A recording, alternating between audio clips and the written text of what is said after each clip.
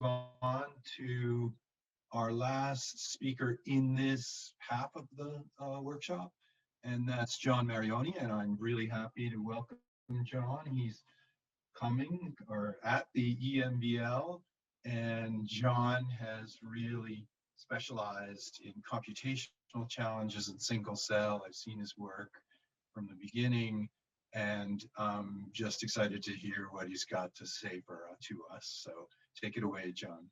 Thank you so much, Ken. Can you hear me? Yes. Excellent, good. Okay, so thank you very much for the invitation. I've really enjoyed hearing about a domain of research that I hear less about or less frequently about, and it's really exciting to hear about all the amazing work that's going on in the plant sciences. It's really fun. So I just wanted to start with actually the very first single cell RNA sequencing data that I looked at was actually plant data. It was a very small single cell RNA sequencing experiment with a grand total of 13 cells. Which, as you can imagine, you'd rather struggle to publish now. So this was work with my then EMBL colleague, Marcus Heisler, who's now in Australia. And at the time, we profiled these 13 cells and used these to benchmark protocols to try and quantify the extent of noise in the data, comparing spike-ins from human cells with the plant data, which were the biological cells of interest, and then identify those genes that across this very small population here of 7 cells varied more in expression across that population than you would expect by chance. So the sort of genes that you might care about for downstream analysis.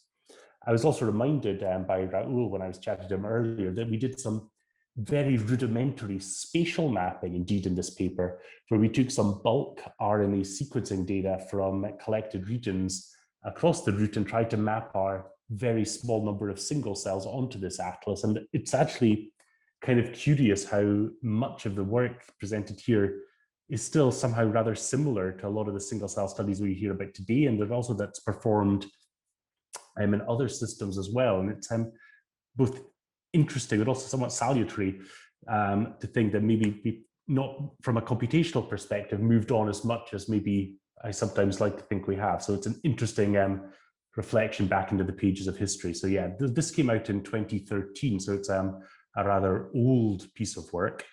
What I'd like to talk about today is much more current work, and in particular, I'd like to focus on computational methods rather than maybe biological questions, because I think that might be of interest to more of the people on this conversation, on this call, rather than some of the more biological questions.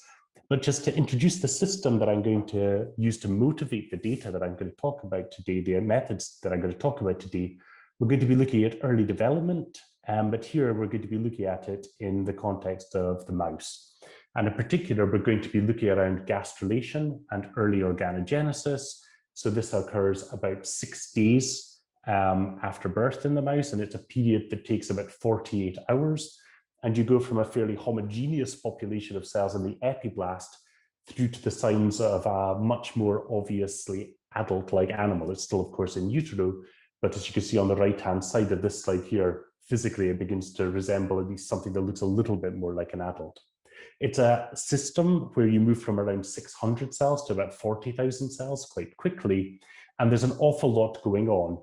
And so one way of getting at some of that, what's going on, is really to use single cell approaches to probe the molecular function of individual cells. Now, of course, this is only one part of the puzzle. Physical constraints, other environmental factors as well, are critically important, but single cell genomics and single cell RNA sequencing in particular allows one to really get a handle on this, at least from the molecular perspective. And so I've been lucky enough to work over the last few years together with colleagues, mainly in Cambridge, on applying single cell approaches throughout the system. And just to orient you again, we're going from embryonic day 4.5, so that's pre-gastrulation, through to embryonic day 8.5, roughly, just after gastrulation. And what happens in the middle, around E6.5 here, is that cells will migrate from the anterior portion of the epiblast, shown in green, towards the posterior portion, and then they'll pass through a structure called the primitive streak. And as they pass through the streak, they'll receive signals, and these will help these cells commit to various downstream lineages. So we've been working on this for quite some time, and one of our major collaborations here has been with the lab of Bertie Gutkins at the Stem Cell Institute in Cambridge. And together with Bertie's lab, yes, we applied the 10x system to really get quite a detailed fine scale atlas of how the different cell types change throughout this 48-hour window from gastrulation to organogenesis. So here we profiled around 100,000 plus cells from 9 sequential time points separated by 6 hours. And the goal here was to obtain an unbiased sampling of cells from sequential stages of mouse embryogenesis. And then all of these cells were profiled, of course, with single-cell RNA sequencing. Now, by the study design here, you can't really randomize the cells from the different time points and pool them together in order to reduce batch effects. So you actually have to then develop computational strategies for reducing this or removing these effects. And in order to do that, my then postdoc Lally, who's now a group leader in Berlin, came up with a quite simple approach for correcting batch effects that has been taken up, I think, in various flavors by quite a lot of different groups since then. And Lally's approach was as follows. So suppose we have 2 batches, batch 1 and batch 2. And in the first batch, we've got 3 populations, red, blue, and purple. And in the second batch, there are a red and blue population in common and a gold population that's distinct. What Lally reasoned was that if she took each cell in the first batch, she could find in a high-dimensional expression space the set of cells that it was closest to in the second batch. And then the clever idea is you could do the same in the opposite direction. So you take every cell in batch 2 and ask to what set of cells is it closest to in batch 1. And if a pair of cells are mutually closest to one another, we define them as a pair of mutual nearest neighbors. And what's an example of a pair of cells that would not be a set of mutual nearest neighbors? Well, suppose we consider one of these purple cells in population W. It might be closest to one of these red cells in the second batch, but the same is not true in the opposite direction. So these are then not a pair of mutual nearest neighbors. And having identified these MNNs, we assume that the batch effect is orthogonal to the biology. And having computed these MNNs, which you can see here in panel B, you can then calculate a correction vector that effectively is trying to collapse these 2 manifolds on top of one another, such that the red and the blue populations sit on top, and you keep the gold populations separate. And subsequently, you can add more and more batches and integrate multiple different data sets this way. And as I say, this came out in 2018. It came out back to back with some work from Rahul that he might mention in passing in his talk later on. And I think those 2 papers really established some of the foundations for the batch correction and data integration field, which is now quite a big subfield of computational methods in single-cell genomics. So having developed these approaches, we could then apply them to that mouse gastrulation data set that I described. And now you can see this is an agglomeration, a collapsing of all of the data from these 9 sequential time points into a 2D UMAP. You can see, as you're probably all familiar, that the different colors correspond to different clusters. And then a huge part of the labor here, which is a challenge and one that actually, again, Rahul's lab are beginning to address now, is to really try and automatically annotate these different clusters. It's very hard to do. And in the end, what you typically resort to is manual annotation on the basis of marker genes and domain expertise.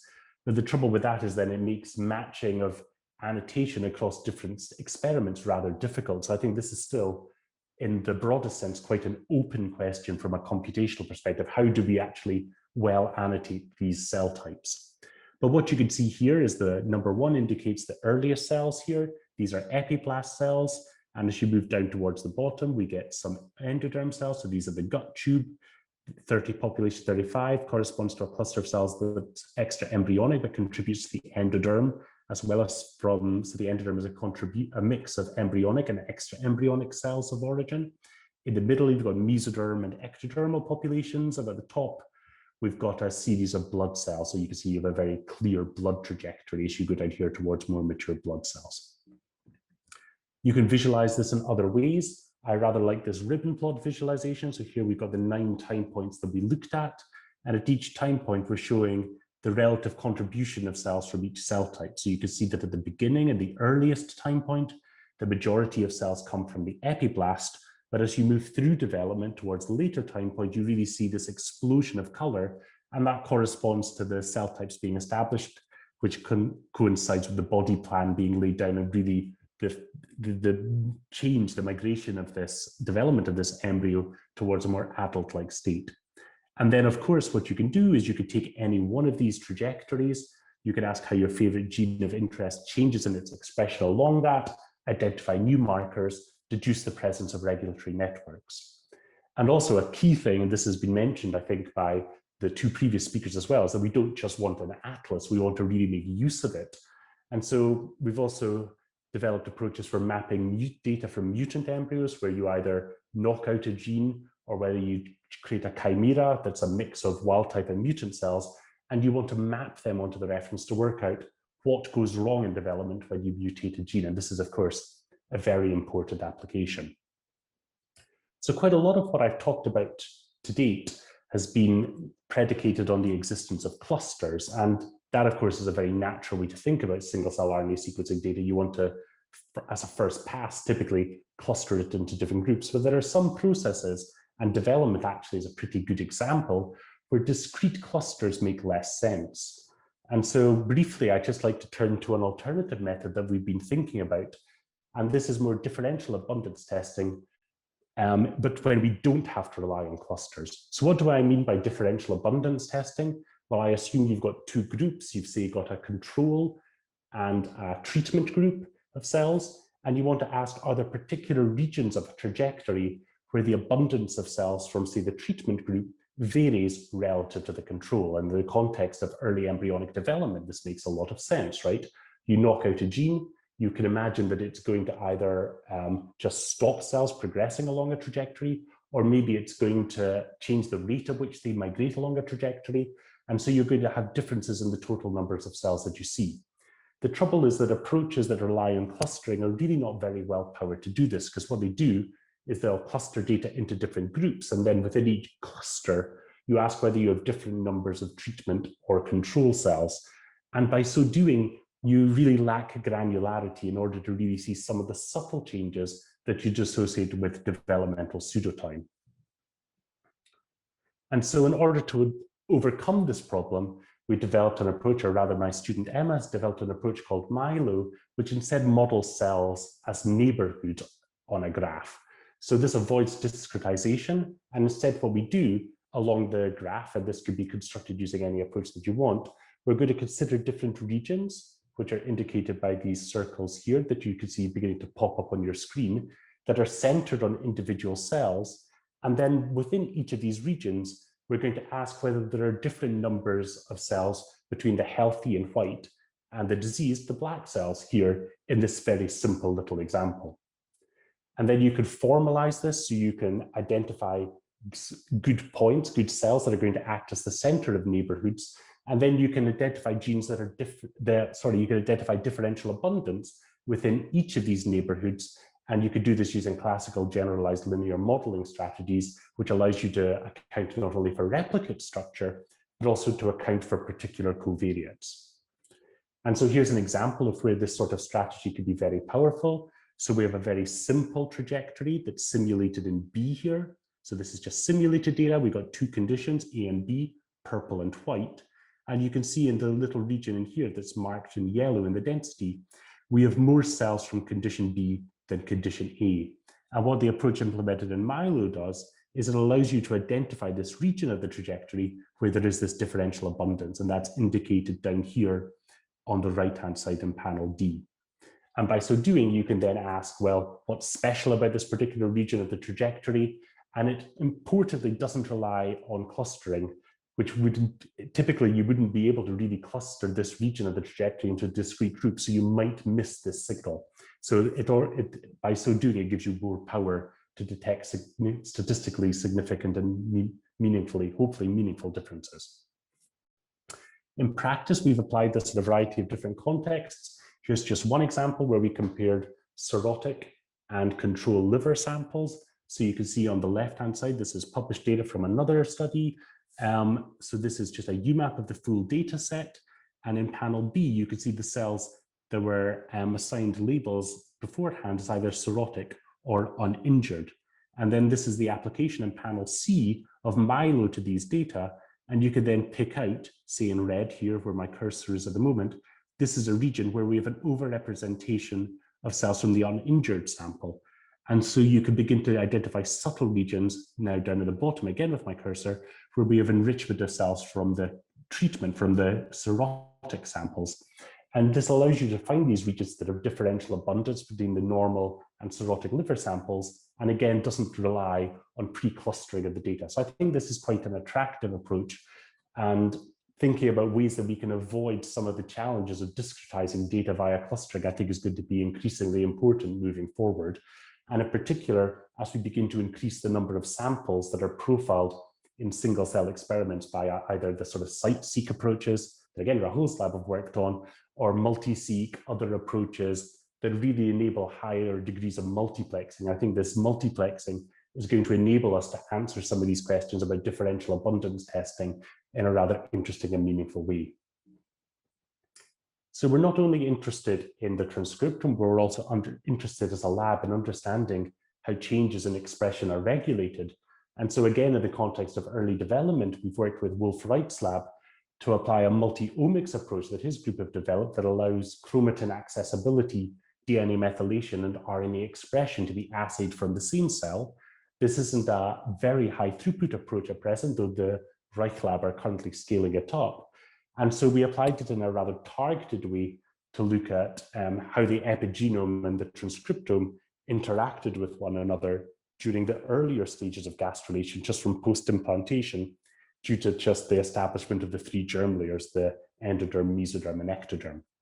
And in order to analyze these data, a student, Ricard Argelaguet, working with Britta Welt in the lab of Wolfgang Huber in Heidelberg, developed an approach called MOFA, multi-omics factor analysis, which is effectively a multi-view factor analysis strategy for decomposing variation in this complex data set. So what we have here is a data set where we've got cells in the columns here, and we've got three views which correspond to RNA expression, methylation, or chromatin accessibility. And crucially, these cells are shared across the three views. So for each cell, we measure expression, methylation, and accessibility.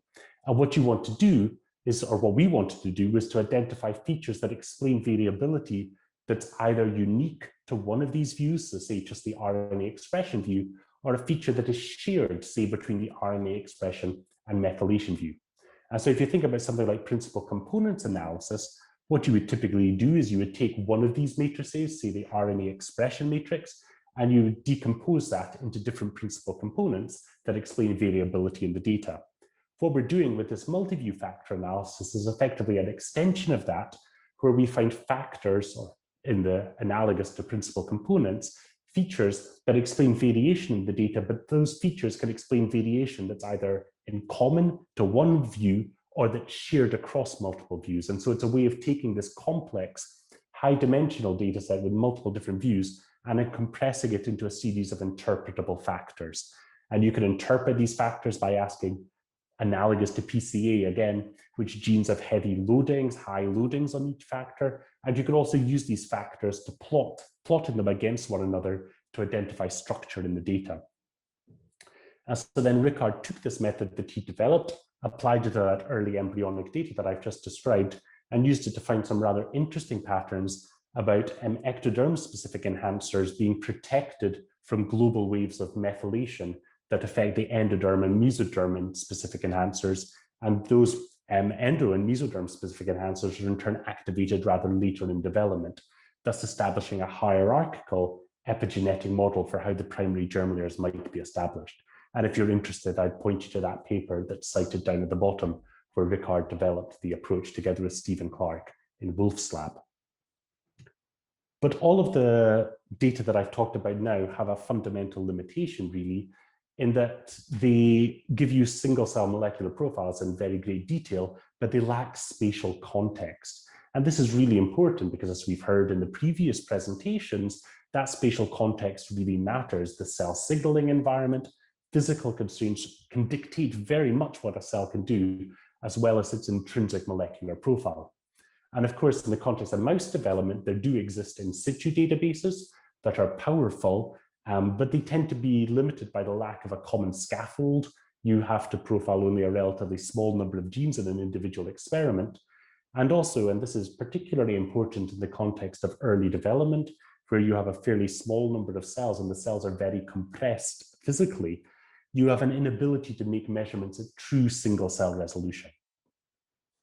And so more recently, we've been working up with the lab of Long Kai in Caltech to apply his Seqfish technology to resolve this problem. And now I'm clearly not an experimentalist, so I'm going to give a very high level description of this approach, but in essence, you could I think of this as a highly multiplexed RNA fish experiment, where instead of profiling the expression of a single gene in a cell using single molecule RNA fish, you use a clever combination of barcoding to profile the expression of now hundreds of genes within a single cell, and not only within a cell, but you also have a degree of subcellular resolution. There are a number of computational challenges here. You have to choose which genes you're going to profile a priori. This is not trivial because you want to pick not only a combination of cell type markers, but also ideally other genes that are going to be relevant to particular biological processes. But you're also limited by the fact that we want these genes to be relatively lowly expressed. And that's so that we can distinguish these mRNA dots from one another when we do the imaging. So you've got this dual challenge of identifying genes that are going to be informative, but that are also lowly expressed. And so what we did here was rather crude. We built a random forest classifier to identify the genes that would best characterize these different cell types, and then just used a hard threshold on the total expression levels in order to identify the set of 351 genes that we're going to probe in the Seqfish experiment. And we're currently working as part of the HubMap project on developing a rather more refined approach for this strategy. So we've taken these 351 genes and we've applied them to study early mouse development. And I'm going to show data just from one developmental time point. This is the 8 to 12 somite stage. So on the left here is a little schematic of a mouse embryo. And what Tim Lohoff, the experimentalist, did here was they took a sagittal section through the embryo, and then we've used Seqfish to profile the spatially resolved expression of genes within this sagittal section. And we've done this in 3 sections, and the 3 sections that we actually probed are shown here on the right-hand side. There are, as you can imagine, a lot of downstream computational challenges having generated these data. Probably the most difficult, and certainly the one that I think is least well solved, is how to segment the image so that you could take this large data set and then actually assign genes to individual cells. Here we were able to take advantage of staining for cell membranes that Tim developed experimentally, and then use the machine learning tool Elastic in order to identify a segmentation mask. And that's what's showed here on the right-hand side. Here you can see on the top left panel on the right, the membrane staining, and on the right is the segmentation mask gleaned from Elastic. This was possible here because we could take advantage of the staining for cell membranes, but actually in some other settings, this is just not possible either because the cells are so compacted, which is a challenge we see earlier on in development, or just because it's not possible to do cell membrane staining. So I think the segmentation task is still very open and non-trivial. But if you can get it to work, then you can quantify for each segmented cell the expression of each gene just by counting the number of dots corresponding to that gene that fall within each of these segmented objects here. Then you can sanity check that the data look okay. So this is just now picking one embryo and overlaying the expression of 12 genes. And these genes correspond to particular cell types. So say Titin is expressed particularly in cardiomyocytes, and you can see encouragingly that indeed it is expressed in the heart region of the embryo. In the middle row, we have a series of neuronal markers that are expressed within the brain, as you would hope. And at the bottom right, a couple of genes, FOXA1 and Claudin4, that are associated with the endoderm, and indeed they do line the gut tube, or the developing gut tube that you can see down at the bottom. But the real power of this technology comes from the fact that we've profiled hundreds of genes at once within a spatial context. And so we want to use that to really glean and extract some new insights from the data. And the first challenge that we had was to assign each of these segmented cells a cell type identity. Now, we could have taken the 351 genes that we profiled and applied them and used them in a clustering algorithm, as you would for a typical single-cell RNA-seq experiment. But we've reasoned here that the relatively small number of genes might make a fine-grained clustering quite difficult. So instead, we decided that we would integrate the seqFISH data with the 10x genomics data that I described earlier in order to enable a better cell type classification. And to do this, we use the mutual nearest neighbor strategy that I described right at the beginning of the talk. In essence, we subsetted the 10x data down to the same 351 genes that were profiled with seqFISH, and then mapped each seqFISH cell onto the 10x reference. And having done that, we can ask where each seqFISH cell maps, look at its neighbors in the 10x reference data set, and on the basis of the cell type identity assigned to those neighbors, transfer that label over to the seqFISH cells. So effectively, we could use a transfer learning-like approach in order to assign cell type identity in the seqFISH data set. And this is an illustration of that mapping shown here, where we've mapped the two data sets, the 10x and the spatial data, onto a common 2D scaffold. More compelling, though, is when we visualize this now on the embryo itself. So here, this is one of the embryos again, and I've now colored these segmented objects by the relevant cell types. So you can see in green here, we have neuronal cell types in the brain. We've got a mix of mesodermal cell types, including the heart in purple, and endodermal cell types in the gut tube. And this allows an immediate visual discrimination between spatially coherent and diffuse cell types. And we've worked on other strategies where you can begin to look at interactions between cell types in space, and indeed others are also beginning to work on such approaches, and to quantify the degree of spatial heterogeneity and the residual variance that might not be explained by spatial data. Finally, I just want to mention another powerful strategy computationally that we can take for looking at these data, and that's for going from this relatively restricted 351 gene atlas to a 10,000 plex spatially resolved data set. And again, we can use this data integration idea, where we take each seqFISH cell, map it onto the 10x atlas, and then now, instead of assigning it a cell type label on the basis of its neighbors, what we can do is we can take its neighbors, its closest cells in the 10x data set, and we can average the expression profile of each gene across its neighbors and transfer that over to the seqFISH data, therefore allowing us to generate an imputed 10,000 plex in situ. We performed some simulations which showed that the results had comparable performance between integration that you would expect from integrating two independent single-cell RNA-seq data sets, but perhaps more compellingly, we had independent single-molecule RNA-FISH data that were not used in any of the analysis I've described that could validate the results. For example, at the top here, these are the SM-FISH data, at the bottom is the imputed data, and hopefully this visually shows that the approach that we've developed for imputation is both specific and sensitive. So I've rattled through quite a lot. I hope I've given you a flavor of some of the computational methods that we've developed, as well as some of the challenges that I think we're going to face as a field moving forward, especially as we enter the spatial space. I think that this combination, though, of spatial data together with molecular data is going to be really important. We really need to understand expression profiles within their spatial context. And increasingly, we can begin to think about this in 4 dimensions as well. So cell migration, cell nuclei tracking assays, we can begin to overlay this on some of the spatially resolved genomics data.